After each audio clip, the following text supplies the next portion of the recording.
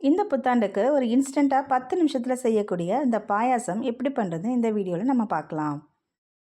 முதல்ல ஒரு கடாய் எடுத்துகிட்டு அதில் ஒரு 2 ஸ்பூன் அளவுக்கு நெய் சேர்த்துக்கோங்க. அதில் முந்திரி பருப்பு, பாதாம் பருப்பு, கிஸ்மிஸ் பழம் எல்லாத்தையும் சேர்த்துட்டு நல்லா வறுத்து தனியாக எடுத்து வச்சுக்கலாம். அதுக்கப்புறமா நம்ம அதே கடாயில் ஒரு 1/4 கப் அளவுக்கு ரவை சேர்த்துக்கலாம். ரவையை நல்லா பொன்னிறமாக ஆகிற அளவுக்கு வறுத்து எடுத்துக்கோங்க. ரொம்பவும் கலர் மாறிட வேண்டாம்.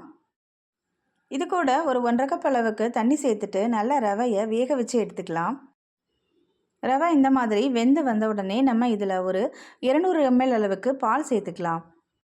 ரவை நல்லா வெந்த பிறகு தான் நம்ம சுகர் சேர்க்கணும். அதனால் நான் 1 கப் அளவுக்கு சுகர் சேர்த்துக்கிறேன்.